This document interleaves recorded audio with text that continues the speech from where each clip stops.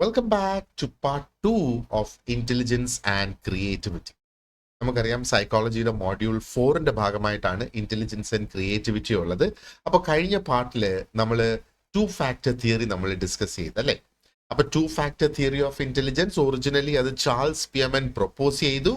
And പിന്നീട് Raymond cattle അതിനെ കുറെ എക്സ്പാൻഡ് ചെയ്തെടുത്തു എന്ന് പറയാം. അപ്പോൾ ഈ സ്പിയർമാന്റെ പ്രൊപ്പോസലും റെയ്മണ്ട് കാറ്റലിന്റെ എക്സ്പാൻഷനും കൂടി ആയപ്പോഴത്തേക്ക് നമുക്ക് ഫണ്ടമെന്റൽ ആയിട്ടുള്ള ഒരു ഫ്രെയിം വർക്ക് കിട്ടിയെന്ന് വേണമെങ്കിൽ പറയാം, ഹ്യൂമൻ ഇന്റലിജൻസിനെ എങ്ങനെ മനസ്സിലാക്കണം എന്നുള്ള കാര്യം. അപ്പോൾ ഈ ജനറൽ ഇന്റലിജൻസിന്റെ കോൺസെപ്റ്റ് ആണല്ലോ ജി ഫാക്ടർ എന്ന് പറയുന്നത്. ഇത് അഗെയിൻ ഇറ്റ് കണ്ടിന്യൂസ്, ഇവരുടെ രണ്ടുപേരുടെയും എന്താ പറയേണ്ടത് വേർഷൻസിൽ it continues to be the centre of intelligence research എന്ന് വേണമെങ്കിൽ നമുക്ക് പറയാം. പക്ഷെ കാറ്റൽ ചെറിയ ഒരു ഡിസ്റ്റിങ്ഷൻ അവിടെ കൊണ്ടുവന്നല്ലേ. കാറ്റൽ നമുക്ക് സമ്മാനിച്ചത് എന്താണ്? ഫ്ലൂയിഡ് ആൻഡ് ക്രിസ്റ്റലൈസ്ഡ് ഇന്റലിജൻസ് ഉണ്ട്. അപ്പോൾ ഫേർദർ ഒന്നും കൂടെ അതിനെ ഒന്ന് റിഫൈൻ ചെയ്ത്, ആ ഒരു ജനറൽ ഇന്റലിജൻസ് എന്നുള്ളതിനെ ഒന്നും കൂടെ റിഫൈൻ ചെയ്ത് നമുക്കൊരു കാറ്റഗറൈസേഷൻ തന്ന്, അപ്പോൾ കൂടുതൽ നമുക്ക് അതിനെക്കുറിച്ച് ചിന്തിക്കാനായിട്ട് കഴിയുന്ന ഒരു സിറ്റുവേഷൻ അവിടെ വന്നല്ലേ. അപ്പോൾ ടുഗെദർ ഇത് രണ്ടും കൂടി ഇട്ട് നമ്മൾ നോക്കുവാണെന്നുണ്ടെങ്കിൽ ഈ രണ്ട് തിയറീസും കൂടെ ശരിക്കും എന്താ പറയേണ്ടത്, ഇന്റലിജൻസിന്റെ ഒരു കോംപ്ലക്സിറ്റിയെ ഹൈലൈറ്റ് ചെയ്യുന്നു എന്ന് വേണമെങ്കിൽ നമുക്ക് പറയാം. അപ്പൊ ഇതിന്റെ കോംപ്ലക്സിറ്റി എന്ന് പറയുമ്പോഴത്തേക്ക് എന്തുകൊണ്ട്? കാരണം ഇതിനകത്ത് ജനറൽ കോഗ്നിറ്റീവ് കേപ്പബിലിറ്റീസും ഉണ്ട്, ഡൊമെയിൻ സ്പെസിഫിക് ആയിട്ടുള്ള സ്കിൽസും ഇതിൻ്റെ ഉള്ളിൽ വരുന്നുണ്ട് അല്ലെ. അപ്പോൾ അതാണ് നമ്മൾ എന്താ പറയേണ്ടത് 2 ഫാക്ടർ തിയറി ഓഫ് ഇന്റലിജൻസിൽ നിന്ന് നമ്മൾ മനസ്സിലാക്കിയത്. ഇനി നമുക്ക് ആ മൾട്ടി ഫാക്ടർ തിയറി ഓഫ് ഇന്റലിജൻസിലേക്ക് പോകാം. അപ്പം multi factor theory of intelligence actually തോണ്ടിക് ആണ് ഇത് പ്രൊപ്പോസ് ചെയ്യുന്നത്. അപ്പോൾ എഡ്വേർഡ് തോണ്ടിക് എന്നാണ് അദ്ദേഹത്തിന്റെ പേര്. അദ്ദേഹം ഒരു അസോസിയേഷനിസ്റ്റും ഒരു എഡ്യൂക്കേഷണൽ സൈക്കോളജിസ്റ്റും കൂടിയാണ്. ഓക്കെ, അപ്പം ശരിക്കും പറഞ്ഞാല് ആ ഒരു ജനറൽ ഇന്റലിജൻസിന്റെ അല്ലെങ്കിൽ ജി ഫാക്ടർ എന്ന് പറയുന്നതിനെ ചാലഞ്ച് ചെയ്തുകൊണ്ടാണ് അദ്ദേഹം ഈ മൾട്ടി ഫാക്ടർ തിയറി ഓഫ് ഇന്റലിജൻസിന്റെ ഐഡിയ കൊണ്ടുവന്നത്. ശരിക്കും ആ ഒരു ജനറൽ ഇന്റലിജൻസ് അല്ലെങ്കിൽ ഒരു സിംഗിൾ ഫാക്ടർ എന്നുള്ളതിനെ അദ്ദേഹം റിജക്റ്റ് ചെയ്തു. ആ ഒരു ഐഡിയക്ക് എതിരായിരുന്നു തോണ്ടിക് എന്നുള്ളതാണ്. അതായത് ഒരു യൂണിഫൈഡ് ഇന്റലിജൻസ് അല്ല മനുഷ്യന് ഉള്ളത്. അതിന് പകരം അദ്ദേഹം പ്രൊപ്പോസ് ചെയ്തതെന്ന് പറഞ്ഞത് intelligence actually consist of a vast array of specific stimuli and specific responses. അപ്പൊ ഇന്റലിജൻസ് എന്ന് പറയുമ്പോഴത്തേക്ക് ഒരു കൂട്ടം എന്ന് വേണമെങ്കിൽ നമുക്ക് പറയാം. It is the sum of numerous actual or potential connections between these stimuli and responses. അപ്പൊ നമുക്കറിയാം ഒരു സ്റ്റിമുലസിന് ഒരു റെസ്പോൺസ് ഉണ്ടാകും അല്ലേ. അപ്പൊ ഇവിടെ എന്ന് പറഞ്ഞാല് ഒരു സ്റ്റിമുലസും ആ സ്റ്റിമുലസിന്റെ കോമ്പിനേഷൻ മാറുന്ന അനുസരിച്ച് റെസ്പോൺസസും വ്യത്യാസപ്പെട്ട് വരാം എന്നുള്ളതാണ്. ബേസിക്കലി നമ്മൾ നോക്കുവാണെന്നുണ്ടെങ്കിൽ അദ്ദേഹം ഇന്റലിജൻസ് ഒരു സിംഗിൾ എൻറ്റിറ്റി അല്ല, പക്ഷേ അതൊരു കളക്ഷൻ ആണ് എന്നുള്ളതാണ് അദ്ദേഹം പറഞ്ഞത്.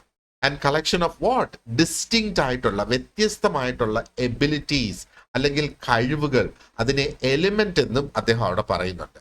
ആൻഡ് ഈ എബിലിറ്റീസ് അല്ലെങ്കിൽ ഈ എലിമെന്റ്സ് എന്ന് പറയുന്നത് ഓൾ ദീസ് വർക്ക് ടുഗെദർ, ഇതെല്ലാം കൂടെ ഒന്നിച്ച് പ്രവർത്തിച്ചിട്ടാണ് ശരിക്കും ഒരു കോമ്പിനേഷൻ ഓഫ് ഇന്റലക്ച്വൽ ആക്ടിവിറ്റീസ് നമുക്ക് ചെയ്യാനായിട്ട് കഴിയുന്നത്.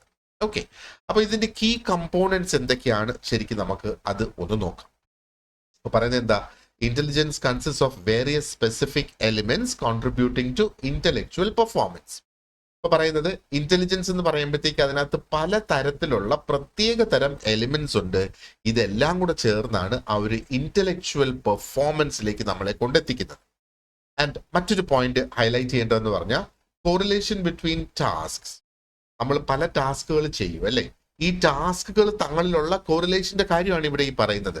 ഈ കോറിലേഷൻ, അപ്പൊ ടാസ്കുകൾ തങ്ങളിലുള്ള ബന്ധം എന്ന് പറയുന്നത് is from shared elements in both. നമുക്ക് പ്രീവിയസ് പോയിന്റിൽ നോക്കിയാൽ നമുക്ക് ഓൾറെഡി അറിയാം സ്പെസിഫിക് ആയിട്ടുള്ള എലിമെന്റ്സ് ഉണ്ട്. അപ്പൊ ലെറ്റ്സ് സേ ടാസ്ക് എ നമുക്ക് ചെയ്യേണ്ടതായിട്ടുണ്ട്, അതേപോലെ ടാസ്ക് ബിയും ചെയ്യേണ്ടതായിട്ടുണ്ട്. അപ്പൊ ഈ ടാസ്ക് എയും ടാസ്ക് ബിയും തങ്ങളിലുള്ള റിലേഷൻ എന്താണെന്ന് നമുക്ക് നോക്കാനാണെന്നുണ്ടെങ്കിൽ ഈ എ ചെയ്യുന്നതിന് ചില എലിമെന്റ്സ് ഉണ്ട്, ബി ചെയ്യുന്നതിന് ചില എലിമെന്റ്സ് ഉണ്ട്. അപ്പോൾ ഇതിനെ രണ്ടും നമ്മളൊരു സർക്കിളിലിട്ട് വെക്കുവാണെന്നുണ്ടെങ്കിൽ അതിനെ നമുക്ക് ഇങ്ങനെ വേണമെങ്കിൽ കാണാം. അപ്പോൾ ഇവിടെ നോക്കിയേ, ഈ സർക്കിൾ ഇന്റർസെക്ട് ചെയ്യുന്നല്ലേ.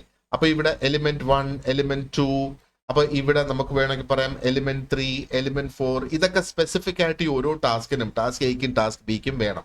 എന്നാൽ എലിമെന്റ് 5, എലിമെന്റ് 6, ഒരുപക്ഷെ എലിമെന്റ് 7 അങ്ങനെ പല എലിമെന്റ്സ് ഇതിനകത്ത് കോമൺ ആയിട്ട് വരാം.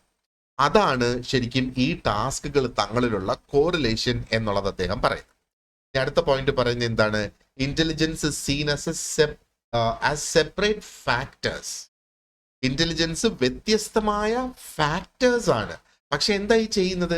ദേ work together during cognitive activities. നമ്മുടെ മെന്റൽ ആക്ടിവിറ്റീസ് നടക്കുന്ന സമയത്ത് അവർ ഒന്നിച്ച് പ്രവർത്തിക്കും എന്നുള്ളതാണ് ശരിക്കും അവിടെ ഈ പറയുന്നത്. ഓക്കെ, അപ്പോൾ ഈ ഒരു തിയറി, ഈ പോയിന്റിൽ നമ്മൾ എന്താ മനസ്സിലാക്കേണ്ടത്?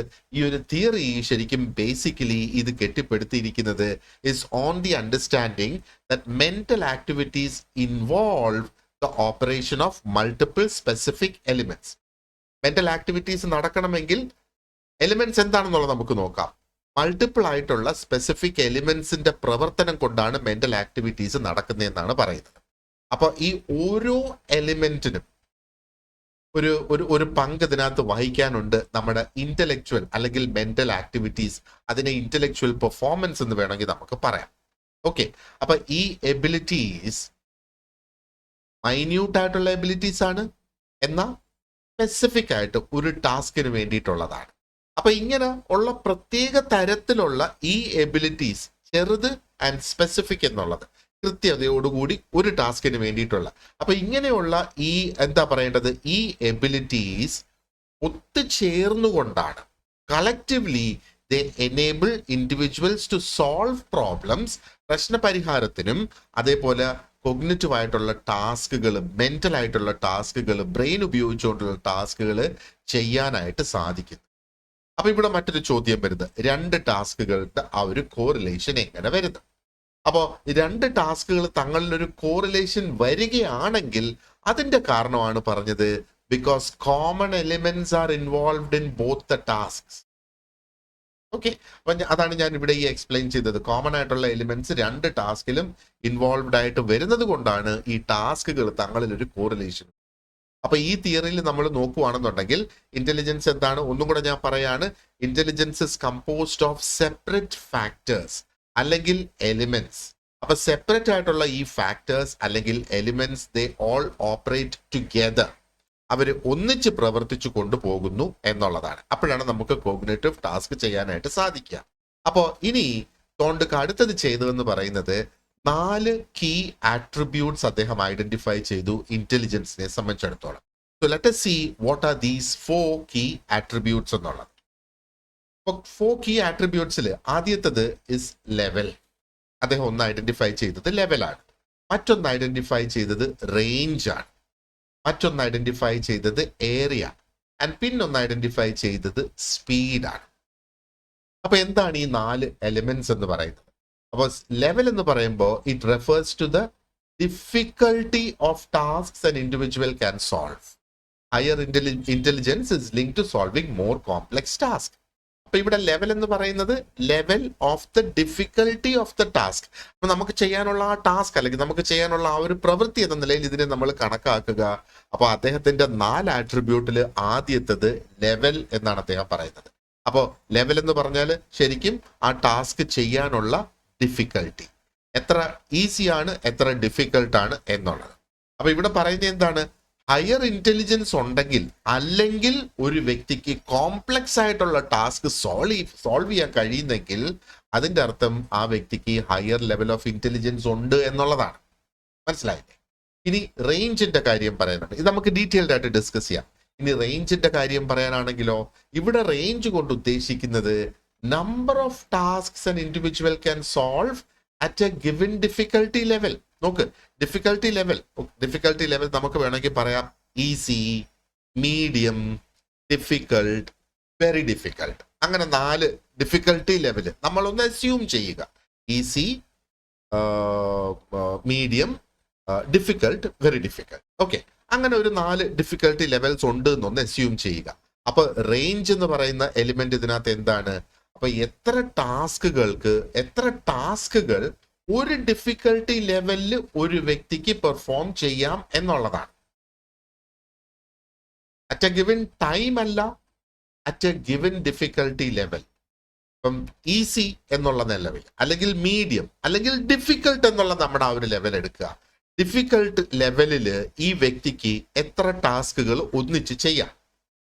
അല്ല, ഈ ഡിഫിക്കൽട്ടി ലെവലിൽ അതെ ഒരു വ്യക്തിക്ക് എത്ര ടാസ്കുകൾ ചെയ്യാം? അപ്പൊ 2 എണ്ണം ചെയ്യാൻ പറ്റുമോ, 3 എണ്ണം ചെയ്യാൻ പറ്റുമോ, ഒന്നിച്ച് ചെയ്യാൻ പറ്റുന്ന കാര്യമാണ് ഇവിടെ ഈ പറയുന്നത്.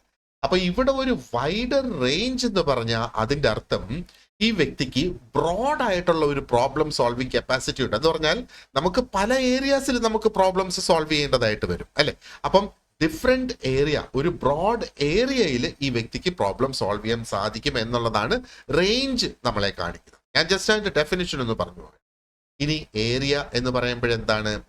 Represents the sum of ranges. അപ്പൊ ഇവിടെ വീണ്ടും റേഞ്ച് എന്ന് നമ്മൾ പറഞ്ഞല്ലേ. അപ്പൊ total number of ranges across difficulty levels.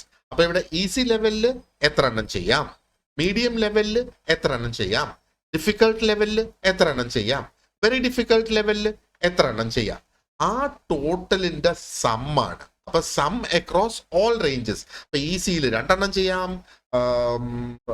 അല്ല ഈസിയിൽ നമ്മൾ പറഞ്ഞു 4 എണ്ണം ചെയ്യാം, ഡിഫിക്കൽട്ടില് 3 എണ്ണം ചെയ്യാം, എന്താ പറയുക, അല്ല സോറി മോഡറേറ്റിൽ 3 എണ്ണം ചെയ്യാം, ഡിഫിക്കൽട്ടില് 2 എണ്ണം ചെയ്യാം, വെരി ഡിഫിക്കൽട്ടില് 1 എണ്ണം ചെയ്യാം അറ്റ് എ ടൈം. ഓക്കെ, അപ്പൊ അങ്ങനെ വരുമ്പോഴത്തേക്ക് ഇവിടുത്തെ ഈ 4 + 3 + 2 + 1 അതാണ് ആ ഒരു വ്യക്തിയുടെ ഏരിയ എന്ന് പറയുന്നത്. അപ്പൊ ഇവിടെ എന്താ കാണിക്കുന്നത്? Adaptability across various situations. പല സാഹചര്യങ്ങളിൽ ഈ വ്യക്തിക്ക് അഡാപ്റ്റ് ചെയ്ത് പോകാനായിട്ട് സാധിക്കും എന്നുള്ളതാണ് ഇവിടെ നമ്മൾ ഈ പഠിക്കേണ്ടത്. ഇനി സ്പീഡിന്റെ കാര്യം. സ്പീഡ് നമുക്കറിയാം അല്ലെ, നമ്മൾ വാഹനത്തിൽ പോകുന്ന അതേ സ്പീഡ് തന്നെ ഇവിടെയും സ്പീഡ് എന്ന് പറഞ്ഞാൽ refers to the rate at which a person processes information and completes tasks. ചില ടാസ്കുകൾ നമുക്ക് പെട്ടെന്ന് ചെയ്യാം, ചില ആൾക്കാർക്ക് ഏത് തരത്തിലെ ടാസ്ക് ആയാലും അതവർക്ക് പെട്ടെന്ന് ചെയ്യാം. അപ്പൊ നമ്മൾ അതാണ് ഇവിടെ നോക്കുന്നത്. ചില ആൾക്കാർക്ക് ഇപ്പൊ refers to the rate at which a person, ഒരു വ്യക്തി, ആ ഒരു വ്യക്തിക്ക് എത്ര പെട്ടെന്ന് ആ ടാസ്കുകൾ കംപ്ലീറ്റ് ചെയ്യാൻ, അല്ലെങ്കിൽ ഇൻഫർമേഷൻ കൊടുക്കുന്ന ഇൻഫർമേഷൻ ആ വ്യക്തിക്ക് ഇൻഫർമേഷൻ പ്രോസസ് ചെയ്യുക എന്ന് പറഞ്ഞാൽ അതിന്റെ അർത്ഥം മനസ്സിലാക്കുക എന്നുള്ളതല്ലേ. അതിന്റെ അർത്ഥം മനസ്സിലാക്കുമ്പോഴല്ലേ ഡീപ്പർ ആയിട്ടുള്ള ഒരു തിങ്കിങ് വരുന്നത്. ആ ഡീപ്പർ ആയിട്ടുള്ള ഒരു തിങ്കിങ് വരുമ്പോഴല്ലേ ആ ഇൻഫർമേഷൻ മൈൻഡിൽ സ്റ്റോർ ആകുന്നത്. ഇതെല്ലാം നമ്മൾ ഓൾറെഡി പഠിച്ച് ഡിസ്കസ് ചെയ്ത കാര്യങ്ങളാണ്. അപ്പൊ സ്പീഡ് എന്ന് പറയുന്നത് എത്ര പെട്ടെന്ന് അത് ചെയ്യാനായിട്ട് കഴിയും, അല്ലെങ്കിൽ ഒരു ടാസ്ക് കംപ്ലീറ്റ് ചെയ്യാനായിട്ട് എത്ര പെട്ടെന്ന് അത് ചെയ്യാനായിട്ട് കഴിയും. അപ്പോ ഈ സ്പീഡിനെയും പലപ്പോഴും it is link to higher intelligence but not definitive of overall ability. അതിന്റെ അർത്ഥം എന്താണ്? അപ്പൊ ഇത് ഹയർ ഇന്റലിജൻസ് ആണ് ഫാസ്റ്റ് ആയിട്ട് ചെയ്യാൻ കഴിയുകയാണെങ്കിൽ, പക്ഷേ ഓവറോൾ എബിലിറ്റിയെ കാണിക്കുന്ന ഒന്നല്ല സ്പീഡ് എന്നുള്ളതാണ് ശരിക്കും ഇവിടെ ഈ പറയുന്നത്. ഓക്കെ, അപ്പൊ ലെവലിലേക്ക് നമുക്ക് ഒന്നും കൂടെ പോകാം. ലെവൽ എന്ന് പറയുമ്പോഴത്തേക്ക് it refers to the difficulty of the task. Difficulty of the task that can be solved by an individual. അതാണ് ലെവൽ എന്ന് പറയുന്നത്. അപ്പൊ ഇവിടെ തോണ്ടിക്ക് ശരിക്കും കോൺസെപ്റ്റ് ആക്കി കൊണ്ടുവന്നത് എന്താണ്? ആ ഒരു ഹയറാർക്കിക്കൽ ലാഡർ ഓഫ് ടാസ്ക് ഉണ്ടെന്നുള്ളതാണ് പറഞ്ഞത്. തോണ്ടിക്ക് ശരിക്കും ചെയ്തതെന്ന് പറഞ്ഞാൽ അപ്പൊ ഹയറാർക്കിക്കൽ ലാഡർ എന്ന് പറയുമ്പോഴത്തേക്ക് എന്താണ്? താഴത്തെ തട്ടില് ഒരു പക്ഷേ ഈസി, ആ ഒരു ഇൻക്രീസിങ് ഓർഡറിൽ താഴത്തെ തട്ടില് ലാഡർ എന്ന് പറഞ്ഞാൽ ഒരു ഏണി. അപ്പൊ താഴത്തെ തട്ടില് ഈസി, പിന്നെ കുറച്ചുകൂടെ ഹാർഡ്, പിന്നെ കുറച്ചും കൂടെ ഹാർഡ്, പിന്നെ ഹാർഡർ, പിന്നെ ഹാർഡസ്റ്റ് ആയിട്ടുള്ള ടാസ്ക്, അങ്ങനെ അങ്ങ് പോയി. അപ്പോൾ ഒരു ഇൻഡിവിജ്വലിന്റെ ലെവൽ ഓഫ് ഇന്റലിജൻസ് എന്ന് പറയുന്നത് അതിനെ ഡിറ്റർമിൻ ചെയ്യുന്നത് how they can ascend on this ladder. ഈ ലാഡറിൽ എത്ര പെട്ടെന്ന് അവർക്ക് കയറി പോകാനായിട്ട് പറ്റും. അപ്പൊ ഈ ഓരോ ടാസ്ക് തീർത്തിട്ട് വേണം ഈ ഏണി കയറി പോകാനായിട്ട്. അപ്പൊ എത്ര പെട്ടെന്ന് അവർക്ക് ഇത് തീർത്തിട്ട് കയറി പോകാനായിട്ട് കഴിയും എന്നുള്ളതാണ്. How high they can ascend എന്നുള്ള, ഹൗ ഫാസ്റ്റ് അല്ല, ഹൗ ഹൈ.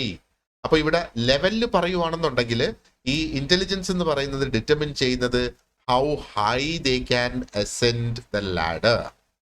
അപ്പൊ ഇവിടെ പറയുന്ന ഹയർ ലെവൽ ഓഫ് ഇന്റലിജൻസ് ഉള്ള ഒരു വ്യക്തിക്ക് കൂടുതൽ കോംപ്ലക്സ് ആയിട്ടുള്ള ടാസ്കുകൾ സോൾവ് ചെയ്യാനായിട്ട് കഴിയും എന്നുള്ളതാണ്.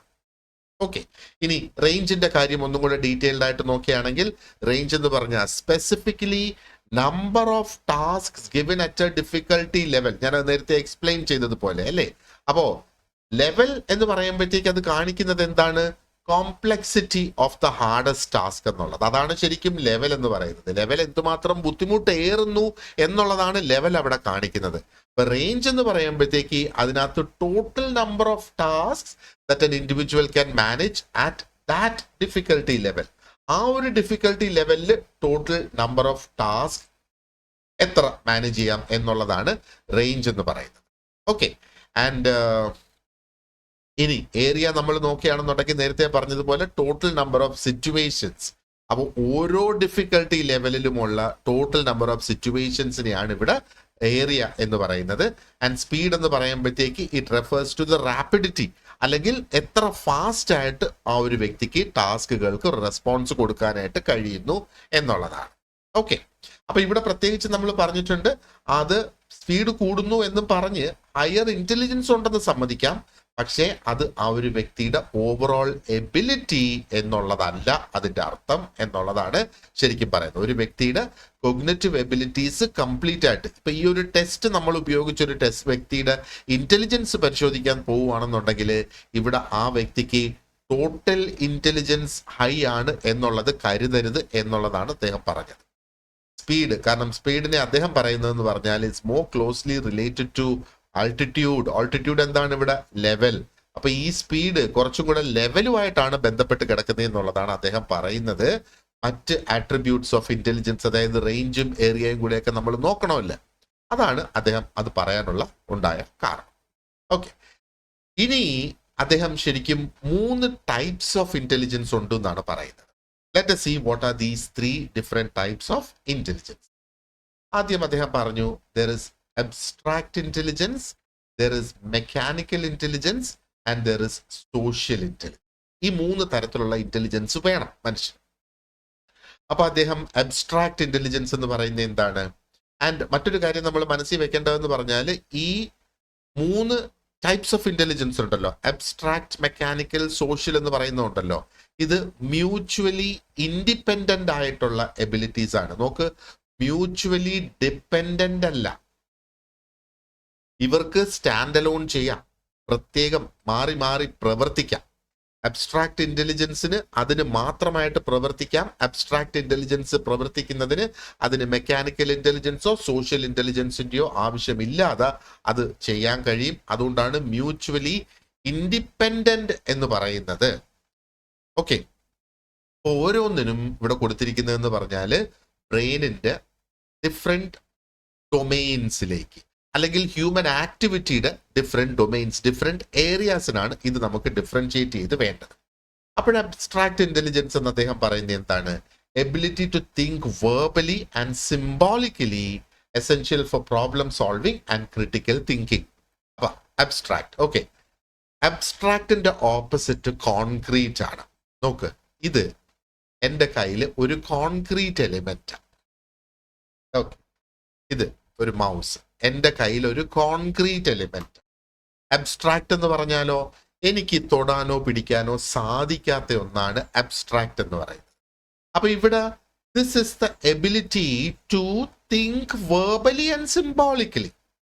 സിംബോളിക്കലായിട്ടുള്ള തിങ്കിങ് എന്താണ്? നമുക്ക് ഓൾറെഡി പറഞ്ഞ് നമുക്കറിയാം, മാംഗോ എന്ന് പറഞ്ഞാൽ മാങ്ങ ആണെന്ന്.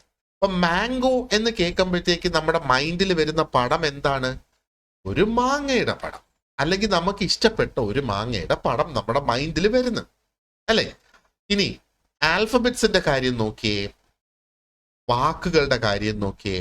ഒരു വാക്ക്, ഒരു സാധനം നമ്മുടെ മുന്നിൽ ഇല്ലാതെ പോലും നമ്മളൊരു വാക്ക് പറയുകയാണെങ്കിൽ അതിന്റെ ഇമാജിനേഷൻ ആണ് നമ്മുടെ മൈൻഡിൽ വരുന്നത്. അതാണ് അബ്സ്ട്രാക്ട് ഇന്റലിജൻസ് എന്ന് പറയുന്നത്. അപ്പം അബ്സ്ട്രാക്ട് ഇന്റലിജൻസ് കൊണ്ട് എന്തൊക്കെയാണ് നമ്മൾ ചെയ്യേണ്ടത് അല്ലെങ്കിൽ ചെയ്യുന്നത്? Manipulation of ideas, concepts and symbols. ഇപ്പൊ മാനിപ്പുലേഷൻ ഓഫ് ഐഡിയാസ് എന്ന് പറഞ്ഞാൽ എന്താ? മാനിപ്പുലേഷൻ എന്ന് പറഞ്ഞാൽ നമുക്ക് നമ്മുടേതായ ആ ഒരു രീതിയിൽ നമ്മുടെ ആവശ്യം അനുസരിച്ച് ഓരോ ചിന്തകളെയും മാറ്റിയും തിരിച്ചും നമുക്ക് ചിന്തിക്കാൻ കഴിയുക എന്നുള്ളതാണ് മാനിപ്പുലേഷൻ ഓഫ് ഐഡിയാസ് അല്ലെങ്കിൽ കോൺസെപ്റ്റ്സ് അല്ലെങ്കിൽ സിംബൽസ് എന്ന് പറയുന്നത്. അപ്പൊ ഇത് ഏറ്റവും അധികം നമുക്ക് വേണ്ടി വരുന്നത് പ്രോബ്ലം സോൾവിങ്ങിന്, ക്രിട്ടിക്കൽ ആയിട്ടുള്ള തിങ്കിങ്ങിന് നമുക്ക് ഇത് ആവശ്യമായിട്ടുണ്ട്. And at the same time language ഉപയോഗത്തിന് നമുക്ക് വേണം. ഇനി റീസണിങ്ങിന്, എന്തുകൊണ്ടൊരു കാര്യം ചെയ്യണം അല്ലെങ്കിൽ ചെയ്തുകൂടാ എന്ന് പറയുന്നതാണല്ലോ റീസണിങ്. അല്ലെങ്കിൽ എന്തുകൊണ്ട് സൂര്യൻ കിഴക്കുദിക്കുന്നു എന്നുള്ള ആ ഒരു റീസണിങ്ങിലേക്ക് എത്തുന്നത്, അതിന് അബ്സ്ട്രാക്ട് ഇന്റലിജൻസ് എന്നാണ് പറയുന്നത്. ആ അബ്സ്ട്രാക്ട് ഇന്റലിജൻസ് നമുക്ക് വേണം. ഇനി രണ്ടാമത്തത് മെക്കാനിക്കൽ ഇന്റലിജൻസ്. ഇവിടെ എന്താ പറയുന്നത്? Involves practical coordination and understanding of mechanical systems, important for hands on tasks. അപ്പൊ മെക്കാനിക്കൽ ഇന്റലിജൻസ് എന്ന് പറയുന്നത് എന്താണ്? The ability to effectively control the body and manipulate objects. എനിക്കിപ്പോ ഇവിടെ നിന്ന് ഒരു സാധനം എടുത്ത് എനിക്ക് ഇപ്പുറത്തോട്ട് വെക്കണം, അല്ലെങ്കിൽ ഒരു സാധനം തറയിൽ വീഴാതെ കൃത്യമായിട്ട് മേശപ്പുറത്ത് തന്നെ വെക്കണം, അല്ലെങ്കിൽ ഒരു പേന എടുത്ത് എനിക്ക് എന്റെ പോക്കറ്റിൽ കുത്തണം, മൊബൈൽ നമ്മളെടുത്ത് നമ്മുടെ ബാഗിൽ ഇടുന്ന് നമ്മുടെ പോക്കറ്റിൽ ഇടുന്ന്. അപ്പൊ നോക്ക്, അത് കറക്റ്റായിട്ട് പോക്കറ്റിൽ ഇടുമ്പോൾ പോക്കറ്റിൽ തന്നെ പോകുന്നു, അല്ലെ ബാഗിൽ വെക്കുമ്പോൾ ബാഗിൽ തന്നെ പോകുന്നു. ചില സമയത്ത് നമ്മുടെ പോക്കറ്റിൽ നിന്ന് സ്ലിപ്പായി വെളിയിൽ പോകും, ചില സമയത്ത് നമ്മുടെ ബാഗിലേക്ക് ചെന്നത് വീഴില്ല. അപ്പൊ നമുക്ക് മെക്കാനിക്കൽ ഇന്റലിജൻസ് ഇല്ല എന്നല്ല പറയുന്നത്, ആ സമയത്ത് നമ്മൾ ഒരുപക്ഷെ നമ്മുടെ മെക്കാനിക്കൽ ഇന്റലിജൻസ് ഉപയോഗിച്ചില്ല കൃത്യമായിട്ട്. കാരണം ഒരുപക്ഷെ മറ്റേതെങ്കിലും കാര്യത്തെക്കുറിച്ച് ചിന്തിച്ചുകൊണ്ട് നമ്മൾ ഇത് ചെയ്തത് കൊണ്ടാകാം ആ മെക്കാനിക്കൽ ഇന്റലിജൻസ് നമുക്ക് പ്രവർത്തിക്കാതെ വന്നത്. അപ്പൊ മെക്കാനിക്കൽ ഇന്റലിജൻസ് എന്ന് പറയുന്നത് എപ്പോഴും ഫിസിക്കൽ ടാസ്കിന് ആവശ്യമുള്ളതാണ്. കോർഡിനേഷൻ ആൻഡ് മാനുവൽ ഡെക്സ്റ്ററിറ്റി എന്ന് വേണമെങ്കിൽ നമുക്ക് പറയാം. And also understanding how mechanical systems work. Mechanical ആയിട്ടുള്ള ഓരോ സിസ്റ്റംസ് ഉണ്ടല്ലോ, അതെങ്ങനെ പ്രവർത്തിക്കുന്നു എന്ന് നമ്മൾ മനസ്സിലാക്കുന്നത് എങ്ങനെയാണ്? ഒരു മെഷീൻ പ്രവർത്തിക്കുന്നത് എങ്ങനെയാണെന്ന് നമ്മൾ എങ്ങനെയാണ് മനസ്സിലാക്കുന്നത്? വീട്ടിൽ നമ്മൾ ഉപയോഗിക്കുന്ന മിക്സി, വീട്ടിൽ നമ്മൾ ഉപയോഗിക്കുന്ന പ്രഷർ കുക്കർ, വാഷിംഗ് മെഷീൻ. അപ്പോൾ മെക്കാനിക്കൽ സിസ്റ്റംസ് എങ്ങനെ പ്രവർത്തിക്കുന്നു എന്നുള്ളത് നമ്മൾ മനസ്സിലാക്കുമ്പോഴല്ലേ നമുക്ക് അതിനെ ഉപയോഗിക്കാൻ കഴിയുന്നത്. അതേപോലെ നമുക്ക് ഈ ഒരു സെൻസ് കൂടെ കിട്ടണം, ആ ഒരു സ്പേഷ്യൽ കോർഡിനേഷൻ ഒക്കെ നമുക്ക് വരണം. സ്പേഷ്യൽ കോർഡിനേഷന്റെ കൂടെ ആ ഒരു മെക്കാനിക്കൽ മൂവ്മെന്റ്സും ഒത്തുചേർത്ത് കൊണ്ടുവരാനായിട്ട് നമുക്ക് സാധിക്കണം. അപ്പോഴാണ് നമുക്ക് മൂവ്മെന്റ് പോസിബിൾ ആകുന്നത്, അല്ലേ? അപ്പൊ നോക്ക്, മെക്കാനിക്കൽ ഇന്റലിജൻസ് എന്ന് പറയുന്നത് അതിനുള്ള ഇന്റലിജൻസ്. ബേസിക്കലി ഇത്രയും മനസ്സിലാക്കിയാൽ മതി, കൈയും കാലും ഒക്കെ അനക്കി എന്തെങ്കിലും ചെയ്യുന്നതിന് വേണ്ടിയിട്ടുള്ള ഇന്റലിജൻസ്. അത് കഴിഞ്ഞാൽ പിന്നെ മനുഷ്യന് ആവശ്യമായ ഇന്റലിജൻസ് ഏതാണ്? Social intelligence. So this relates to understanding and interacting with others, including skills like communication and empathy. See, ഈ ഒരു ലോകം മുമ്പോട്ട് പോകും, കമ്മ്യൂണിക്കേഷൻ സ്കിൽസ് ഇല്ല എങ്കിൽ, അല്ലെങ്കിൽ എംപതി ഇല്ല എങ്കിൽ ലോകം തന്നെ മുമ്പോട്ട് പോകില്ല, നമ്മുടെ സൊസൈറ്റി മുമ്പോട്ട് പോകത്തില്ല, അല്ലേ? അപ്പൊ അതാണ് സോഷ്യൽ ഇന്റലിജൻസ് എന്ന് പറയുന്നത്. സോ നമുക്ക് മറ്റുള്ളവരെ മനസ്സിലാക്കാനും അവരുമായിട്ട് എഫക്റ്റീവായിട്ട് ഇടപെടാനും നമുക്ക് സാധിക്കുന്നത് ഈ സോഷ്യൽ ഇന്റലിജൻസ് നമുക്കുള്ളത് കൊണ്ടാണ്. ഇപ്പൊ സോഷ്യൽ ഇന്റലിജൻസിനകത്ത് വരുന്നത് എന്തൊക്കെയാണ്? നമ്മുടെ കമ്മ്യൂണിക്കേഷൻ സ്കില്ലുണ്ടല്ലോ. ഈ കമ്മ്യൂണിക്കേഷൻ എന്ന് പറയുന്നത് നമ്മൾ ജനിക്കുമ്പോൾ കിട്ടുന്ന ഒന്നല്ല. ജനിക്കുമ്പോൾ കുട്ടി മിണ്ടില്ല, ആകെ കരയത്തേ ഉള്ളൂ. അത് പിന്നെ അതിന്റെ ചുറ്റുപാടിൽ നിന്നാണ് ഭാഷ പഠിച്ചെടുക്കുന്നത്. അപ്പൊ സോഷ്യൽ ഇന്റലിജൻസ് ആണ് ആ ഭാഷ പഠിക്കാനായിട്ട് കുട്ടിയെ സഹായിക്കുന്നത്. അതേപോലെ എംപതി, മറ്റുള്ളവരുടെ ആ അവസ്ഥ നമുക്ക് മനസ്സിലാക്കാൻ കഴിയുന്ന ഒരു സിറ്റുവേഷൻ ആണ് എംപതി എന്ന് പറയുന്നത്. ആൻഡ് സോഷ്യൽ അവെയർനെസ്, നമ്മുടെ സൊസൈറ്റിയിൽ എങ്ങനെ നമ്മൾ ജീവിക്കണം എന്നുള്ളതിന്റെ ആ ഒരു അവെയർനെസ് ആണ്. അപ്പോൾ ഹൈ സോഷ്യൽ ഇന്റലിജൻസ് ഉള്ള ആൾക്കാരെ നമ്മൾ നോക്കുവാണെന്നുണ്ടെങ്കിൽ they are the ones who are effective in making relationships. നമുക്ക് എപ്പോഴും നമ്മുടെ ഓഫീസിലായിരുന്നാലും വീട്ടിലായിരുന്നാലും അല്ലെങ്കിൽ നമ്മുടെ കുടുംബത്ത് ഒന്ന് ആലോചിച്ച് നോക്കുക, അല്ലെങ്കിൽ നമ്മുടെ ആ ഒരു ചുറ്റുപാടത്തിൽ ഒന്ന് ആലോചിച്ച് നോക്കുക. രണ്ടാൾക്കാർ തങ്ങളിൽ ഒരു വഴക്കോ ഒരു പ്രശ്നമോ ഉണ്ടായാൽ ഇതിലേതെങ്കിലും ഒരു വ്യക്തി, ആ വഴക്കിടുന്നവരല്ല, ആ കൂട്ടത്തിൽ എവിടെന്നെങ്കിലും ഒരു വ്യക്തി വന്നിട്ട് ഇത് സോൾവ് ചെയ്യും. ആ വ്യക്തി ഇത് വീണ്ടും വീണ്ടും ചെയ്യും. അപ്പോൾ ആ വ്യക്തിയുടെ സോഷ്യൽ ഇന്റലിജൻസ് കൂടുതലാണ് എന്നുള്ളതാണ് അതിന്റെ അർത്ഥം. ഓക്കെ, അപ്പോൾ ചിലപ്പോൾ നമ്മൾ അങ്ങോട്ട് ചാടിക്കേറി ആരെയും പരിചയപ്പെടാനായിട്ട് പോവില്ലായിരിക്കും. പക്ഷെ നമ്മൾ ആലോചിക്കുക, എന്നെ ഇങ്ങോട്ട് പരിചയപ്പെടാനായിട്ട് വന്നത്. നോക്ക്, ആ വ്യക്തിക്കും സോഷ്യൽ ഇന്റലിജൻസ് കൂടുതലാണ്, പെട്ടെന്ന് ഒരു റിലേഷൻഷിപ്പ് ഫോം ചെയ്യാനായിട്ട് സാധിക്കും എന്നുള്ളതാണ്. ഓക്കെ, ഇനി നമ്മൾ നോക്കേണ്ടതെന്ന് പറഞ്ഞാല് ഈ തോണ്ടിക്കിന്റെ തിയറിയുടെ പ്രാക്ടിക്കൽ ആപ്ലിക്കേഷൻസ് എന്തൊക്കെയാണ്. അപ്പം തോണ്ടിക് ശരിക്കും ഈ ഒരു മൾട്ടി ഫാക്ടർ തിയറി 1920 ശരിക്കും ഈ ഒരു തിയറി ഇൻട്രൊഡ്യൂസ് ചെയ്തത്. അപ്പൊ ഈ ഒരു സമയം നമ്മൾ നോക്കുവാണെന്നുണ്ടെങ്കിലോ, സൈക്കോളജി ആ ഒരു സമയത്ത് ശരിക്കും ജനറൽ ഇന്റലിജൻസ് G ഫാക്ടർ കൊണ്ട് കൊണ്ട് ഡോമിനേറ്റഡ് ആയിരുന്നു. കാരണം അദ്ദേഹം ഈ ഒരു തിയറി ഡെവലപ്പ് ചെയ്യുന്നിടം വരെ മറ്റേ ആ ജി ഫാക്ടറിന്റെ തിയറി മാത്രമേ നമുക്കുള്ളൂ. അപ്പൊ ഇദ്ദേഹത്തിന്റെ ഈ മോഡൽ ശരിക്കും ആ സമയത്ത് ഒരു ഗ്രൗണ്ട് ബ്രേക്കിംഗ് മോഡൽ ആയിരുന്നു എന്നുള്ളതാണ്. And this actually recognise the limitations of viewing intelligence as a single factor. Limitations. അപ്പൊ സിംഗിൾ ഫാക്ടർ ആയിട്ട് ഇന്റലിജൻസിനെ നമ്മൾ കാണുന്നത് കൊണ്ട് നമ്മുടെ കാഴ്ചപ്പാട് അല്ലെങ്കിൽ നമ്മുടെ അണ്ടർസ്റ്റാൻഡിങ് എന്തുമാത്രം ലിമിറ്റഡ് ആയിരുന്നു എന്ന് മനസ്സിലാക്കാനായിട്ട് സാധിച്ചു എന്നുള്ളതാണ്, അല്ലേ? അപ്പോ മോഡേൺ പ്രാക്ടീസിൽ ഇന്നത്തെ കാലത്ത് നമ്മൾ നോക്കുകയാണെന്നുണ്ടെങ്കിൽ തോണ്ടിക്കിന്റെ തിയറി ഒരുപാടധികം എന്താ പറയേണ്ടത്, ആപ്ലിക്കേഷനിൽ ഒരുപാടധികം ഫീൽഡ്സിൽ അത് ഉപയോഗിക്കുന്നുണ്ട്. ഹ്യൂമൻ റിസോഴ്സ് മാനേജ്മെന്റിൽ ഇത് ഉപയോഗിക്കുന്നുണ്ട്. പ്രത്യേകിച്ചും ജോബ് അനാലിസിസ് നടത്തുമ്പോൾ ആ സ്റ്റാഫിന്റെ ആവശ്യകത നോക്കുമ്പോൾ ഒക്കെ ഇവിടെ ചെയ്യുന്നുണ്ട്, ഇത് ഉപയോഗിക്കുന്നുണ്ട്. ഓക്കെ, സൈക്കോമെട്രിക് ടെസ്റ്റിനൊക്കെ ഇത് ഉപയോഗിക്കുന്നുണ്ട് എന്ന് വേണമെങ്കിൽ നമുക്ക് പറയാം. ശരിക്കും ഈ തിയറി സജസ്റ്റ് ചെയ്യുന്ന എന്താണ്? Different forms of intelligence.